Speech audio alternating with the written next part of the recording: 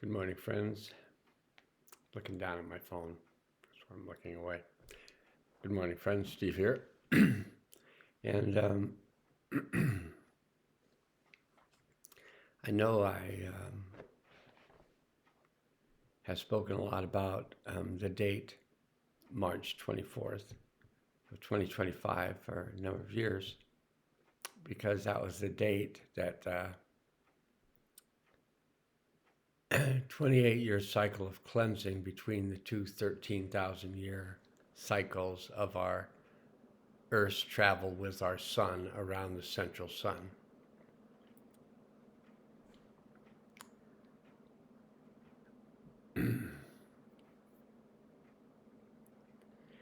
And I was trying to kind of calculate for myself how the world would feel after we reached that date of the 28 years of cleansing. And I would say that I was hoping that everything would feel amazingly different. And I'd say for 2 days, things felt very different. And then following that, it just felt like there's more work to do. And being at the end of winter, I mean, this is the beginning of spring, but, you know, there are dates on a calendar about light. But being at the end of winter in the Pacific Northwest, frequently being very gray, you can kind of see it outside. It's just not, I'm going to give you a little view. If you can see it, it's just not much light there. And there hasn't been since around November. So this does make it very difficult for some people to live here because they need light. And I would say I'm one of those. So it is difficult to live here, although, 8 months out of the year is pretty fantastic. And so 4 months out of the year, a lot of people go other places. And yeah. So what I've experienced, so it's, we're in April now. I think we just had April Fool's Day. And in the tarot deck, my personality card is the Fool, and my life card is I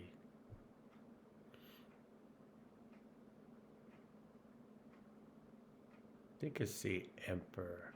I think it's the 4 card. I'm just going to look up what the 4 card is. And it's a really good card. Yeah, the 4 is the Emperor. So my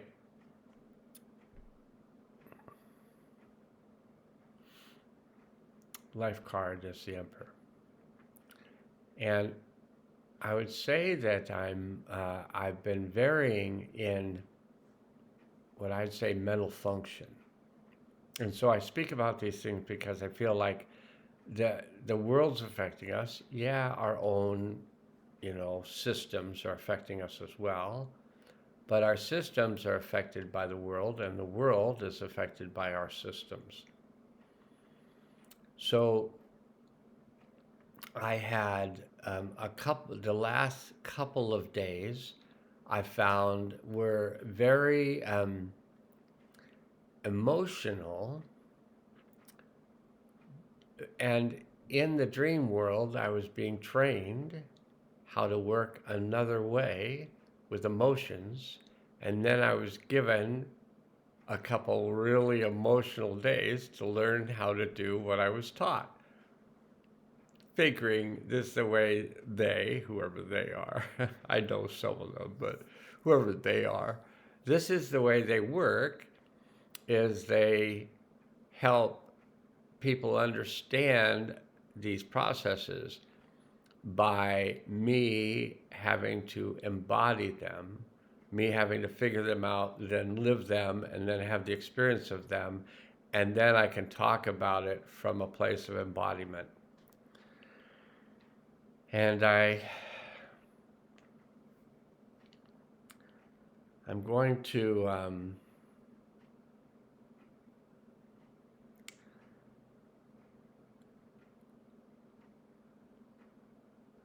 show a picture, and I'm going to see if I can make it take up the whole page, and it does. And so I'm going to see if I can make this picture, it looks like it's just going to be rainbow colors with the reflection of the light, but I'll turn it, it's just, yeah, it's reflecting a lot. But I'm going to see, maybe if I get it close. Yeah. So you can kind of see there's a goddess there, and there's a lion. And so a friend of mine made that drawing, and then she sent it to me, and I said, "Wow, that looks really familiar, that drawing." And then I sent this back to her, and I mentioned the word living tarot. And that's what today is going to be. Today is going to be a day of living tarot. Now, that the tarot card that we got was not picked from a deck. It was picked from a picture on my phone, and this is the way life can begin to work as you open up to kitties in the background, and as you open up to intuition, to kind of inner knowing, and you possibly look at your phone and there's this picture of this goddess with her hand on a lion, and you think, gosh, that seems so familiar. I think that's one of my tarot cards. And you then realize that you know what card that is. It's not just one of your 78 tarot cards. You're like, no, that's the Queen of Wands. And you look it up, and sure enough, there it is, the one I just showed you. So we are going to go ahead and go through the process to connect to the world healing field. That process is this: you state these things out loud if you choose to. And these words are, I connect to my deep self.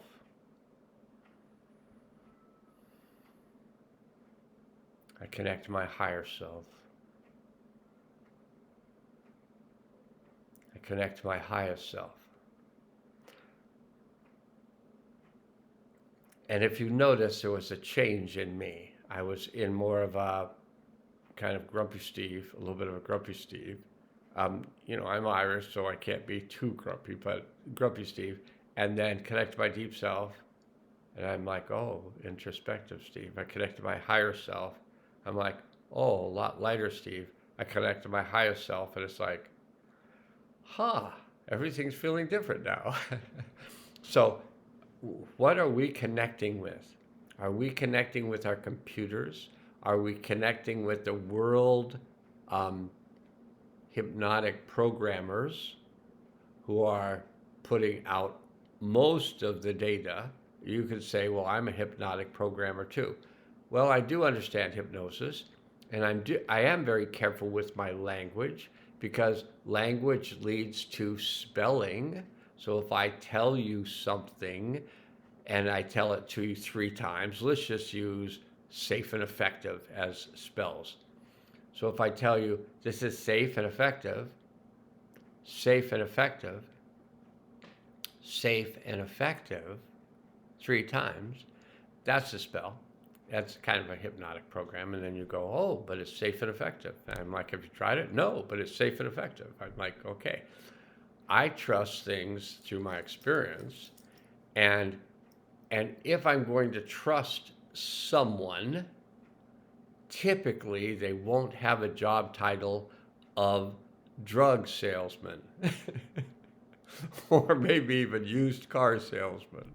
They're very similar. They got a similar type of person that I can sell you anything, and I'll tell you anything to sell it. Because my job is to sell things, not to make sure you're okay. Okay, that was a little subliminal, or not so subliminal deprogramming. Maybe that's some of this stuff is maybe deprogramming. Waking us up to our internal program, waking us up to that part of ourselves that is guiding this human who's just maybe just been slapped around their whole lifetime, and they're like, tell me what to do next, tell me what to do next, I'll do it, don't hurt me, you know? And I mean, that could have been who I became. I still have aspects of that because I was energetically slapped around. And if you're at all energetically aware, so why are you watching a video by a person talking about consciousness and healing unless you're looking for more healing and more consciousness? And so you're watching and you're saying, like, is this person here for real? Is this person authentic? Does this person seem to be blowing smoke out there? Which leads me to a brief joke. So my friend sends me this little emoji. So it's a little person, a little animal person, or it's a bunny-ish, but not a bunny, but has little ear things, and it's reaching behind his back, and it's pulling out a heart, and then the heart kind of flies out at you. And I could not see it without seeing that that little emoji was pulling the heart out of their butt. I just had to write back. And then the person, once I wrote it back, said, oh my God, now I can't see anything else but that emoji reaching back and pulling a heart out of their butt. This is a creative mind, and Queen of Wands is about creativity. So we're just going to jump around a little bit because it helps. When you're confused, you open yourself up to more presence of yourself. And your more presence of yourself, your deep self, your higher self, your highest self, allows you to be aware of the energies that are moving from you and towards you. So the energies are moving from you, they're the energies you're putting out. The energies moving towards you are the energies you're receiving. So we're constantly in a state of sending energies out, receiving energies. It's not consciousness unless it is. It becomes conscious when you begin to pay attention to it. That's what we're doing today. How does it work? Here's the church. Here's the steeple. Open the doors. There's all the people. Blah, blah, blah, blah, blah, blah. Easter's got to be coming soon. Okay, so we're on our way. We're moving in a very kind of picture painting way. So hopefully some of you will stay with us. Otherwise, I'll be watching this later and it'll probably help me in some way. I ground myself to the healing center of the earth. I open myself to the healing power of the One. That made me feel really good. I choose to let go of anything not useful to me now, and see if you can't feel yourself actually pushing that stuff out and releasing it. It's like pulling a heart out of your butt. And it's like pulling a butt out of your heart. That's good. This is good. This is when, this is a day of wands. So this is a day of creativity.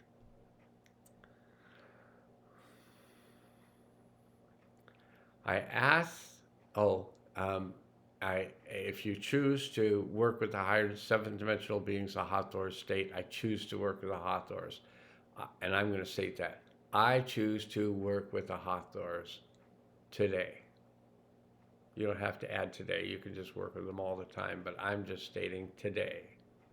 I'm making it more conscious for myself. I ask the higher self to surround us in a field of protection while we do this work. And ask the higher self to take us through the portal of time to the event that would be of the highest good, release and integrate at this time. I'm hearing the kitty cry in the background, so it's a little ADHD for me, like, oh, poor little kitty. But she's not a poor little kitty, she's just a rascal. Okay. I ask the higher self to take us through the portal of time to the event that would be of the highest good to release and integrate at this time. I invite all the souls affected by this event to return to the event, to release and integrate the energy of the event for themselves. And I ask that they be placed in a field of protection while they do their work. And upon our arrival at the event, I ask the higher self to assist us to release and integrate all energies of the event, gently and easily, fully and completely on all levels, and through all space and time. The field is set up. If you're just here for the healing field, then you can hit the pause button, come back later when you feel like you've released and integrated all of that energy from that event that we went back to. And at the end, we'll be bringing in new energies into the earth. And you just want to be there for that, because it's like amazing energies coming in, and you get to feel them at some point. If you don't feel them at first, you will eventually feel like, oh wow, feel that. And then all these energies of light, most energies are of light or sound, and these are all energies of sound light that are coming into the earth and just adding to the brilliance of the earth's energetics. They're coming from higher realms. We agreed before we came here to learn how to bring them in. According to the Mayan calendar, their definition of human being is Winklil, which means cosmic vibratory root. We're a root of the earth, bringing in cosmic vibrations. Not a bad job. I don't know about the pay, but probably you're getting karma points or something, some kind of reward system that will arrive in heaven after you die. But it seems to me that you die, then you come back again, and then it's a little bit better, a little bit worse. And you blame yourself, like, I left this place a lot cleaner than this. What the hell happened while I was gone? You know, that's when you're really feeling like big about yourself, like you're some big important person, and the world will fall apart if you're not here. But basically what happens is when you're not here, the world has less of you, but it'll have more of someone else. It's just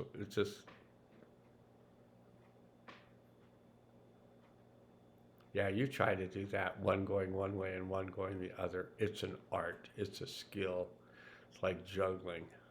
Of course, one's doing it bigger, or I think it was this one was doing it bigger, but that's going the same direction, that's going in opposite directions, and it's not easy. You have to practice. If you do it the first time, don't tell me about it. I had to practice. Okay. So today, it's going to be a briefer tarot card reading. You already saw the card from my phone, and then also the card from the card. And it is the Queen of Wands, and the wands are about creativity. They're about fire. They're about soul changes. And really, we're here to make physical changes. We're here to take care of property or land or resources. We're here to be aware of the sky, be aware of the sun, be aware of the world around us. And we're here to, and this is just, possibility. We're here to raise the vibe. How do you raise the vibe? You raise the vibe inside yourself. And the best way to raise the vibe inside yourself is to put your attention on higher vibes. So if you put the deep self is a higher vibe, higher self is a higher vibe. That's why it goes by higher. And then the highest self is a really high vibe, but they're all kind of similar vibes. And the healing center of the earth is a very deep, high vibe. And the healing power of the one is a very large, high vibe. And the one may, according to the Mayans, and it seems true to me, the one may radiate out from the central sun and from the divine void. So the central sun and the divine void are one. And the male and female aspects of creation. And that's at the center of our galaxy, I think, Milky Way.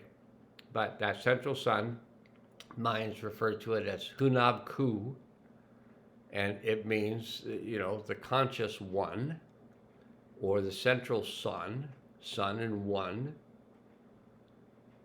Yeah, that may be how the whole religion thing came along, Father, Son, Holy Ghost, Spirit, whatever. But the sun and one. The sun is one. An essential sun. And we are an outpouring of that expression of light when we identify with that. And we may just be, when we just identify that I'm just this creature crawling around doing creature things, then we may just be a shadow of that light.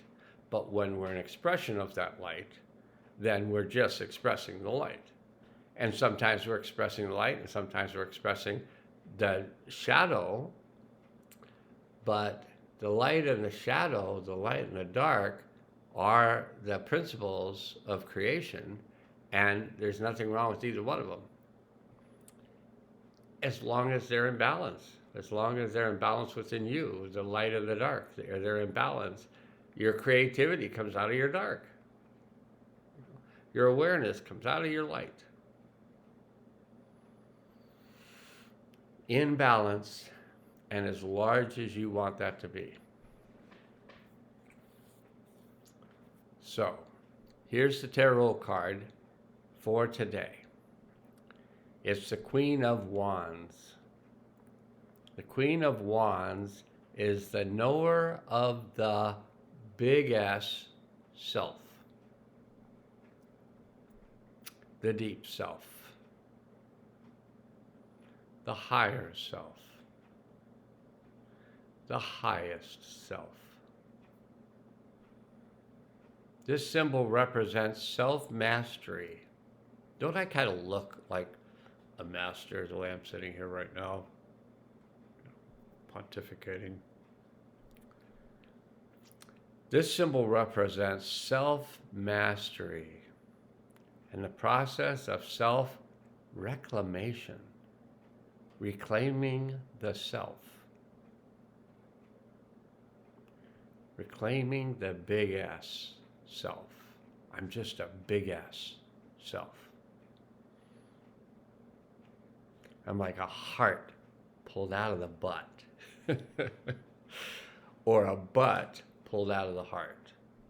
But maybe the butt pulled out of the heart is the letting go of resistance to just being in and of the heart. This symbol represents self-mastery in the process of self-reclamation. She wears the symbol of Pisces on her chest, which is the clasp on her cloak, as a symbol of the fluidity and the aspiration that is required to attain self-knowledge. The fluidity and the aspiration. So you've got to have both. You've got to have that river of consciousness flowing through you. That's your fluidity, and the body's mainly water and space. For some of us, there's more space than there is water, but um, fluidity and aspiration, the desire to be more awake. That's how we come to know ourselves. That is required to attain self-knowledge, an attribute often given to Piscean people. Also, sometimes they're given the attribute of being depressed or moody. Sorry, Pisceans, but we can all be moody at times. Pisceans just sometimes can be moodier. Okay. I'm sure I'm going to get some comments about that from the Piscean people. Well, you Piscean me off. Her process of transformation and self-actualization is best described by the story she represents of a woman who, before she knew who she was, had black hair and walked with a panther by her side. As she began to discover who she was, her hair turned brown and the panther changed to a leopard.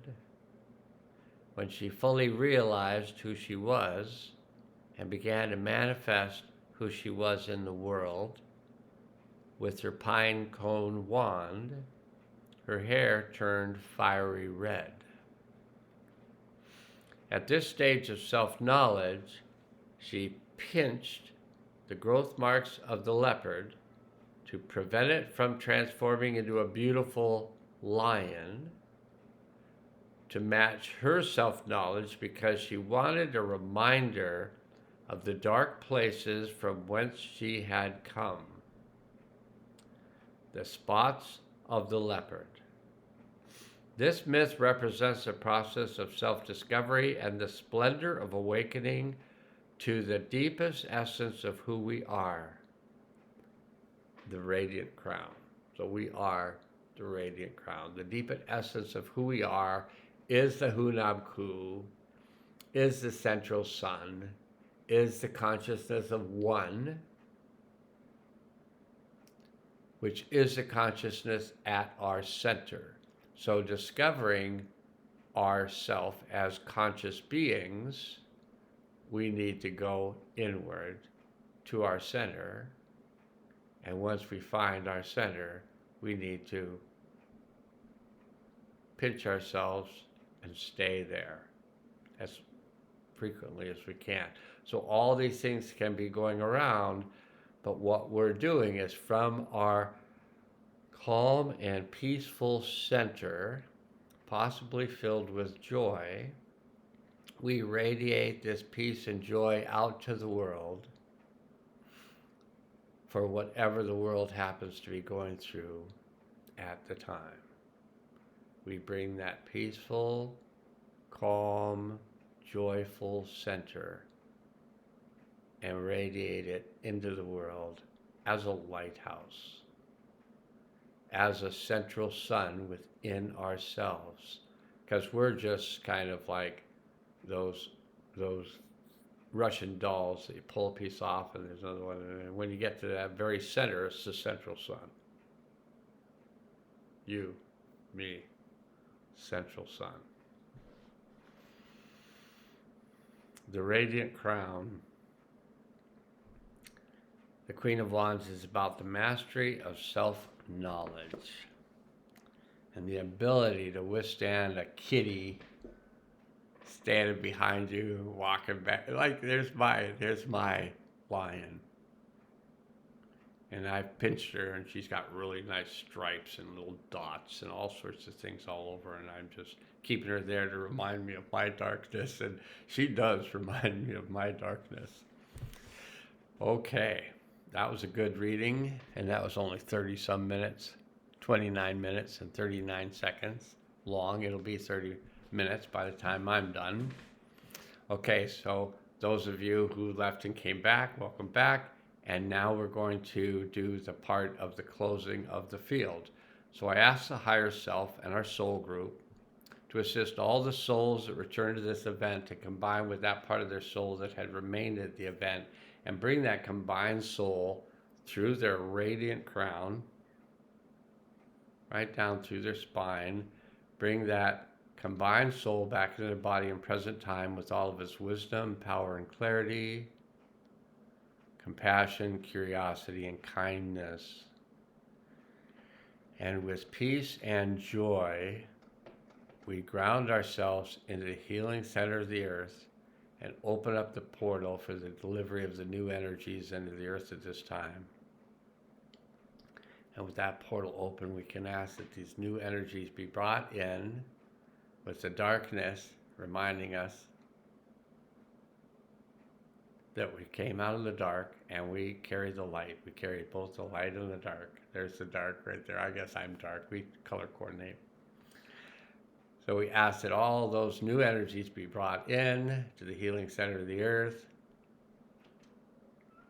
and be activated. And we let the universe and beyond know that this has been done and it's good. And we give thanks. And now we're done. So carry on. We're doing a great job. And just keep telling yourself that. And at some point, we'll know, oh, we did. Yep. Okay. Till next time.